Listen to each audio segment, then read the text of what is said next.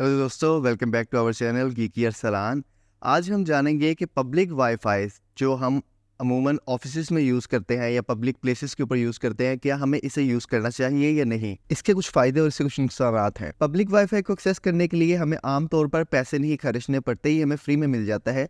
किसी भी coffee shop में, किसी भी रेस्टोरेंट में, किसी भी एयरपोर्ट के लाउंज में, या फिर हमें अक्सर औकात ये रेलवे स्टेशन के पास भी फ्री में मिल जाता है। लेकिन इसके साथ बहुत सारे सिक्योरिटी कंसर्न्स जुड़े होते हैं और कुछ रिस्क जुड़े होते हैं जो हम इस वीडियो में डिस्कस करेंगे आगे। इसकी स्पीड अक्सर बहुत स्लो होती है क्योंकि इसके ऊपर यूजर्स का लोड बहुत ज्यादा होता है। आप सब लोग यही सोच रहे होंगे कि हम तो अपने फोन के अंदर अपने वाईफाई का यूज करते हैं, चाहे वो पब्लिक वाईफाई हो, तो इसके अंदर तो हम एन्क्रिप्टेड फॉर्म में यूज करते हैं।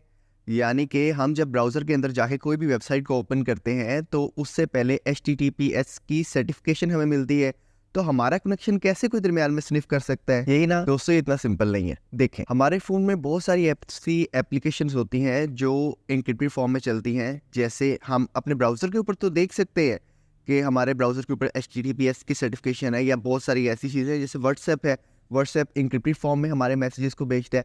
लेकिन दोस्तों, बहुत सारी ऐसी एप्लीकेशंस हैं, या कह लें कि आपके मोबाइल में जो बिल्ट इन एप्लीकेशंस आती हैं, हम उसके बारे में नहीं जानते कि क्या वो भी इंक्रिप्शन के ऊपर अपने डाटा को सर्व कर रही है या नहीं। तो दोस्तों, ऐसी कंडीशन में एक हैकर के लिए बहुत ज़्यादा ईजी हो जाता है कि वो हमारे डाटा को दरमियान में से स्निफ कर ले, उसको हैक कर ले। दोस्तों, देखा होगा आपने, हम पाकिस्तान में रहते हैं, हमें अक्सर बैंक से कॉल्स आती हैं जो कि बैंक की नहीं होती कि हमें आपकी इन्फॉर्मेशन चाहिए, आप हमें ये इन्फॉर्मेशन प्रोवाइड कर दें, नहीं तो हम आपका अकाउंट ब्लॉक कर देंगे। दोस्तों, कभी उन्हें अपनी इन्फॉर्मेशन ना दे दीजिएगा, आपका अकाउंट ही नहीं ब्लॉक होगा बल्कि आपका अकाउंट खाली कर देंगे वो लोग। असल में ये सारी इन्फॉर्मेशन जो इन स्कैम कॉलर्स के पास आती है कि आपका CNIC के डाटा अक्सर वो आपको बता रहे होते हैं, आपका एड्रेस आपको बता रहे होते हैं, या वो आपको आपके फ़ोन नंबर जिस CNIC के ऊपर है वो बता रहे होते हैं।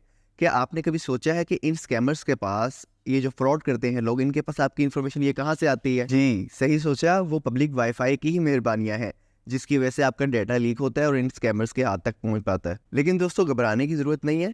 आप लोग कुछ बातों का ख्याल रखकर इन स्कैमर्स से, इन हैकर्स से बच सकते हैं। जैसे कि जहां तक हो सके एक ट्रस्टेड वाईफाई, एक ट्रस्टेड इंटरनेट कनेक्शन को आप यूज़ करें। Always use VPN। हमेशा कोशिश करें कि जब भी आप पब्लिक वाईफाई को एक्सेस कर रहे हैं तो आप एक वर्चुअल प्राइवेट नेटवर्क के थ्रू ही इंटरनेट को ब्राउज करें। देखिए दोस्तों, वर्चुअल प्राइवेट नेटवर्क VPN जिसे कहते हैं, ये आपके IP एड्रेस को मास्क कर देता है और एक हैकर के लिए बहुत ज़्यादा मुश्किल हो जाता है कि वो आपकी इन्फॉर्मेशन को एक्सेस कर सके और उसको स्निफ कर सके। दोस्तों, जहाँ तक हो सके अपने कंप्यूटर, मोबाइल या लैपटॉप के शेयरिंग प्रोटोकॉल्स को बंद रखें।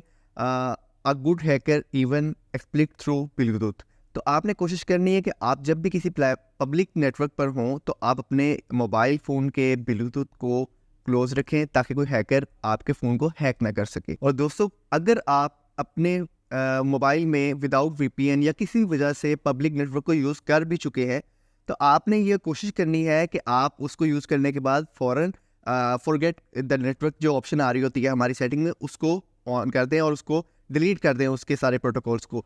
क्योंकि अगली दफ़ा हमें पता भी नहीं चलेगा, हमें नहीं पता होगा कि हमने अपने वाईफाई को ऑन किया है कि नहीं किया, लेकिन जैसे ही हम उस वाईफाई की रेंज में आएंगे, पब्लिक वाईफाई की, तो हमारा फ़ोन उसे ऑटोमेटिकली कनेक्ट कर देगा और इसमें बहुत सारा डाटा फिर हमारा लीक होने का खतरा भी होता है। दोस्तों, सबसे इंपॉर्टेंट बात यह है कि हम कोई भी फ़ोन यूज़ कर रहे हों, कंप्यूटर यूज़ कर रहे हों, हमें उसके सॉफ्टवेयर्स को, उसके एप्लीकेशंस को और उसका ऑपरेटिंग सिस्टम को अपडेट हमेशा रखना है। देखिए, जितनी भी कंपनीज़ हैं, चाहे वो HP हो, डेल हो, इवन एप्पल हो, या फ़ोन्स के अंदर कोई भी कंपनी है, तो वो अपने सॉफ्टवेयर के अंदर उनकी कोई ना कोई कमियां रह जाती हैं, जो कि उनके सॉफ्टवेयर जो बनाने वाले होते हैं, सॉफ्टवेयर इंजीनियर्स, वो उसको अपडेट के थ्रू उसमें से बग्स और उनके लूप होल्स दूर करते हैं ताकि हैकर्स आपके फ़ोन को हैक ना कर सकें। तो हमें इस बात का लाजमी ख्याल रखना है कि हमारा फ़ोन हमेशा ऑटो अपडेट्स के ऊपर हो। हम में से बहुत सारे लोग ऐसे करते हैं कि वो हमारे ऐप स्टोर या प्ले स्टोर की एप्लीकेशंस के ऊपर मैनुअल अपडेट्स ऑन कर देते हैं, जिसके बारे में हमें पता नहीं होता कि पीछे से जो उसका मैन्युफैक्चरर है वो उसकी अपडेट्स भेज रहे हैं कि नहीं। तो हमें इस बात का ख्याल रखना है कि हमारा फ़ोन ऑटोमेटिक अपडेट्स के ऊपर हो। इन लास्ट दोस्तों, हमेशा हमेशा आपने अपने फ़ोन के अंदर, अपने कंप्यूटर के अंदर, या आप जो भी ईमेल यूज़ कर रहे हैं, ऑलवेज यूज़ 2 स्टेप ऑथेंटिकेशन।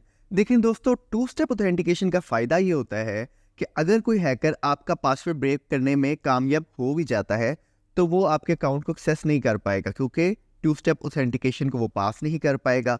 अक्सर टू स्टेप ऑथेंटिकेशन हमारे फ़ोन या लैपटॉप के अंदर एक थर्ड पिन जिसे हम OTP one time pin code भेज के वेरीफाई किया जाता है। दोस्तों, बात हो रही है हैकिंग की, तो आपको एक टिप दे दूं कि ये अक्सर लोग, बहुत सारे हमारे भाई जो एक थर्ड पार्टी ऐप्स या नेट से जो एप्लीकेशंस डाउनलोड करते हैं जो कि अनट्रस्टेड सोर्स से आती हैं।